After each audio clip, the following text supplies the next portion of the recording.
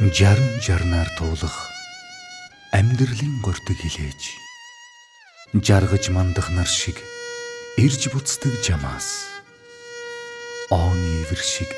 эжилдэн бийсээ түшин хансах онч мэрэгдийн ундрах миний хоёр эрдэнэ. Нутгийн таглагт уулсын оройд дүнхийх овоо шиг нууртай намхан толгодын өргөлийн шүтэн бурхтууд талбан уудан тол шиг ухааны тань царааг залгаж таны томсон аргамжааг өргөлжлүүлж би ирчилнэ. Аавын гэрийн тодхонд